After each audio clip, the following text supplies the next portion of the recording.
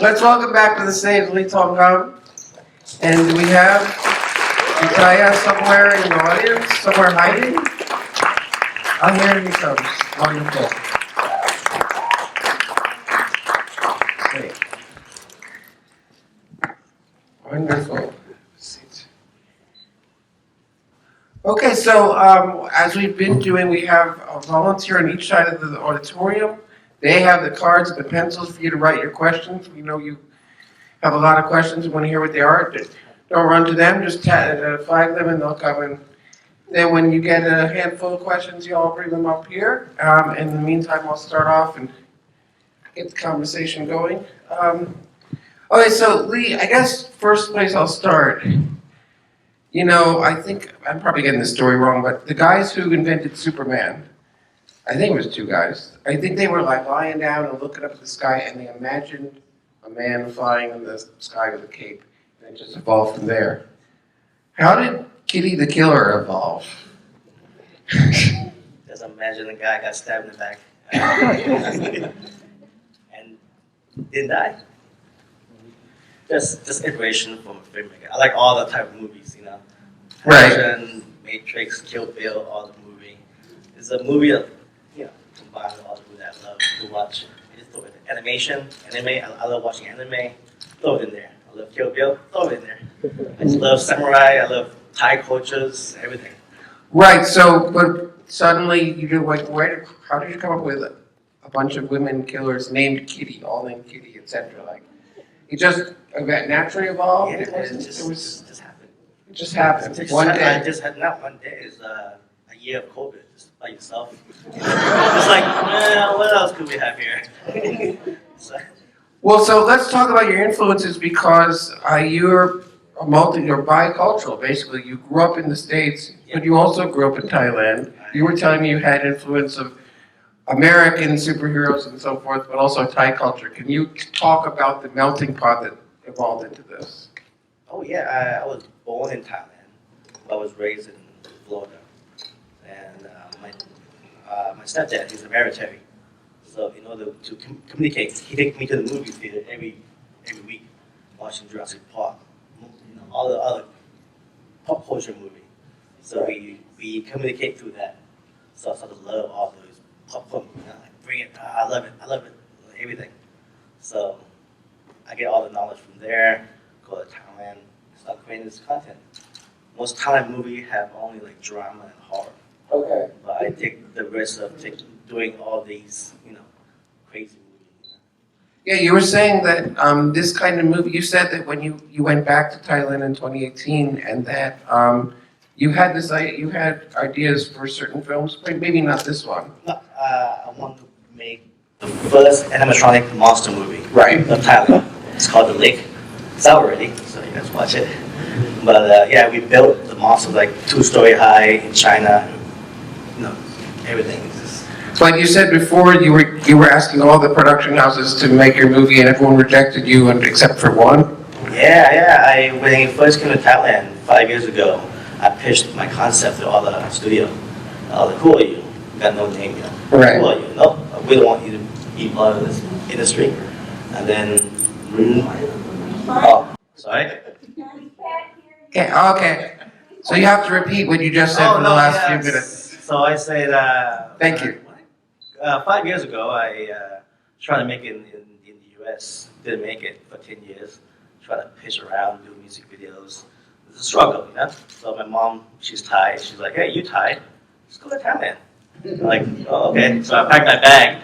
I go to Thailand, you know. I email all the studio. Hey, can you hire me? I got this idea. Can you pitch me? No. So 99 no until that one guy to say yes. You know, you go, hey, okay, let's hear you out. Oh, okay. I didn't prepare after that. I'm like, okay. I pitched him my first monster movie. You know, young kid, crazy idea. He's like, okay, let's do it. After that, it's history. I met Ibu after that and just kick off my career for 5 years. Got my own company and I mean, like, it's my third feature film. Right. So yeah.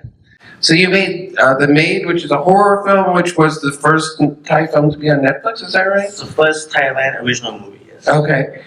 And now, when I saw the film, I didn't even think at the time about superheroes because superheroes aren't really on my radar. But looking back at it, I see that this is like an alternative, very darkly comic version of superheroes.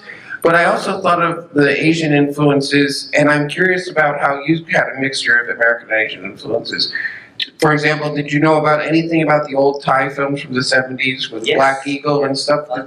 Red Eagle. Red Eagle. Yes. Is that where you get Gray Fox from, for example? No, I think everybody said the name. I think everybody know where I got it from. Some Metal Gear Solid. Woo! Yeah? That's not. May I add one thing since you mentioned Red Eagle? Yes, please. Sorry, it wasn't my No, time. no, it's good. It's good. If you see when Charlie was doing the thing with Bruce Lee poster, and there was a mask of the Red Eagle, Yep. poster right next to it Yes. in the film. But that Red Eagle, actually the original Red Eagle is done by Vithaya Pansringarm, a legendary actor who actually died during the shoot of the Red Eagle. He used his own stunt and he fell off the helicopter and passed away. Yeah, but they did release the film afterwards. Yeah, and that's where I was thinking, because those kind of films at that time, they're also just wild action films and this sort of throwback to the old style of comic books. And I felt that spirit in here. So that's why I was wondering if that's where you're getting, Yes. They're- Costume wise, Yeah, sure. the red costume was Red Eagle. We can't say Red Eagle because it's copyright. So it's Red Eagle without the mask. Yeah. So yeah. And Vithaya, how did you get involved? Oh, well, before I answer this question, first of all, thank you all for coming tonight. Thank you so much. And on behalf of all the Thai cast and actors and the production team also, I really appreciate it. And, everything that Lee tried to make people laugh in Thailand and it didn't work, it's all work tonight. Yes, tough. I'm sitting there and you guys are so energetic, I guess, when Lee, Faye is my wife, she's here, when Lee flew to Thailand, he rang me and with a laptop and, he said, I'm going to do a monster film. And he wants me to be in it. I said, okay, I'm in. And then after that, he went to do The Maid and then it went quite successful. And then he came back with also Kitty the Killer. And that was right before I said, if you're going to do it now, because at that time COVID was happening and I was cast for Ron Howard's 13 Lives, shooting in Australia. And I said, you have to do before I leave for Australia. So then we did that. And then after 2.5 years, it came out. What was one of the highlights or one of the most surprising or thrilling moments of the shoot? To see all these young actresses, in this film I always said you have the old generation, which is me. You have King, who's like, he's a legendary Thai actor, who's like a middle range, and then you have the young artists, all the kids, how they blossom. I've seen some of them since they were doing like a little commercial, and now even, you probably moved by Tina scene, and I know her since she was graduated from college, and she was the one who said, hey, Uncle Pooh, can you come to my graduation? And now she's on the film. She's on the film. And Lee, so you had made the horror film, you made a monster film, but then you go and make an action comedy. So you're dealing with choreographing action scenes or having a choreographer work with you, and you're dealing with, and both things involve so much time, and you're dealing with comedy. So how was the adjustment from the previous genres to this? How did that work for you? Yeah, it's kind of, from the two previous movies, you start to develop a team. Right. A trust team, your DP, your crew, the gaffer, your sound guy you can trust. So you work with the same team over and over again. Some same cast, some same producers. So we get comfortable, we just like smoothly. So it's more like, a family friendly shoot. Yeah. More likely, yeah. And another thing that struck me is that the film is a send-up of genre, it's a pastiche of genre, but then on top of that, a lot of it is a hangout movie. Yeah, just not taking yourself seriously. But it's still a drama, still a love story, still a friendship movie. It's everything all in one, you know. Like Thai food, right? A little spice. It's funny because you revealed to me that the budget was deceptively lower than we would think, and I wanted to know what were some of the challenges in getting your vision realized on the screen, considering that and the time frame to make the film. Just select your shot, really selective your shots and angles and blocking mainly. As you can see, there's not much of a crazy jump shot. It's a lot of long takes, some long takes. Really, pre-pro is the key, everybody. Pre-production. Okay. And where did you get the idea of the crazy training sequences and that shower situation? Bath. No, sorry, the freezing. Oh, the time traveler? Thank you. Yeah. I'm a fan of anime, so I like Dragon Ball Z. So that's more like a homage to like a time chamber. So. Okay, we're gonna go to the audience questions, and excuse my French, I fucking love this. Who said that? Yeah, it's like if Tarantino had made Deadly Class starring Hit Girl. What would you recommend to someone hoping to make his own story like this? Yeah, just do it. Just do it. No, seriously. I pitched the idea to all the studios in Thailand. I'm still a nobody back then, so I pitched everybody. No, reject. So Thailand do not want to make this kind of movie. As you can see, the visual is great. You see it. But when you read the script, it's like, Tina, what? It took me a couple weeks. Yeah, so it's like, okay. Then nobody want to do it, so I just do it myself. What about the casting? Because the whole cast seemed to have a blast, so they certainly wanted to do it. Yeah, when we did the table read, it was Okay. having fun. It's like, what is going on? Let's just go with it, and they trust you. And so can you tell the audience, those of us that don't know so much the familiar faces, besides Vithaya, of course, about the male lead who is a big cut up, he's kind of a big star, and what about the rest of the cast? Mr. Fu will tell you more. He been to Thailand longer than me. Okay. Well, Charlie is Tao. Not Tao. Sorry. Geng. His name is Tao Somchai Kemkrat.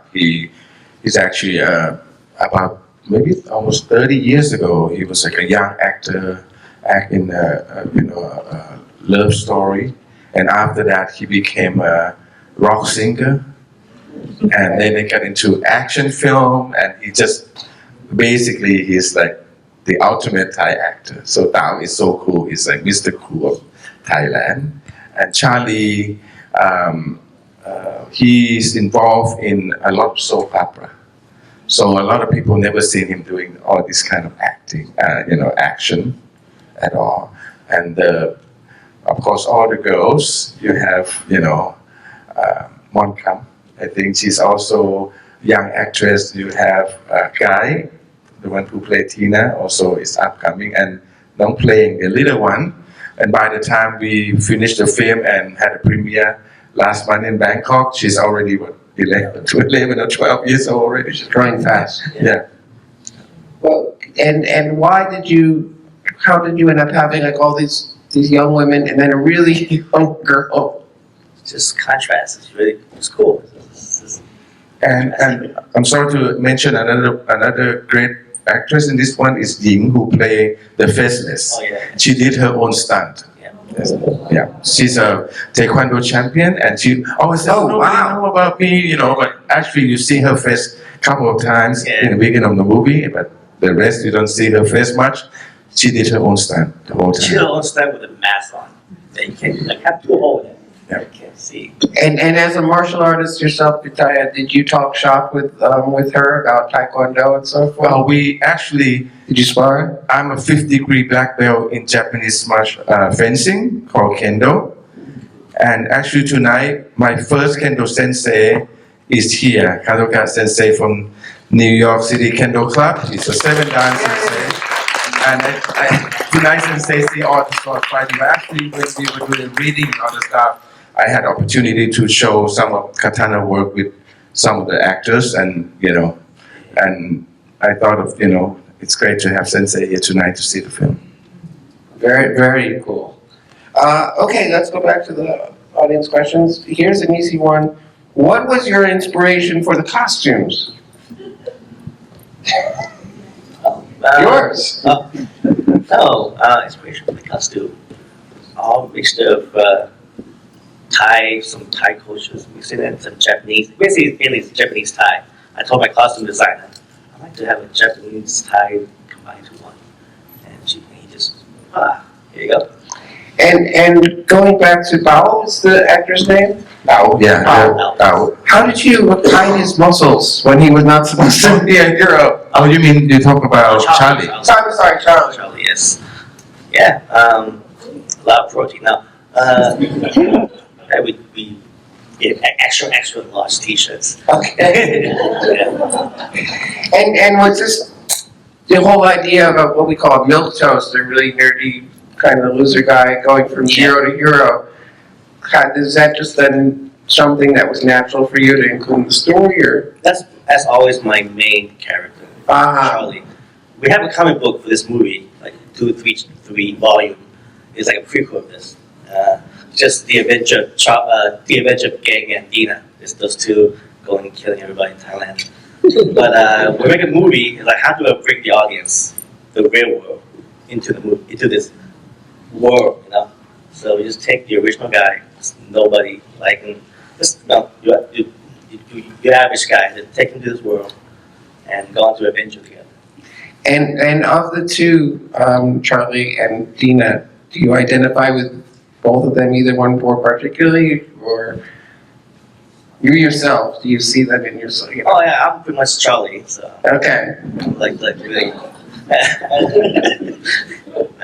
And another question from the audience: when is the sequel coming out? That's where COVID happened. Now, this year we're going to all the distribution to Russia and everywhere else.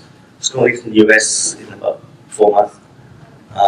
After that, maybe next year we start developing a script. Maybe in a couple more years. Okay. I think that we have time for one more question. So again, just to recap, you went back to Thailand in 2018. You ended up starting your own. You got your film off the ground. You started up your own film company. Now you've had, 3 films under your belt. Now you're here at the New York Asian Film Festival. Now you have a lot of stuff going on.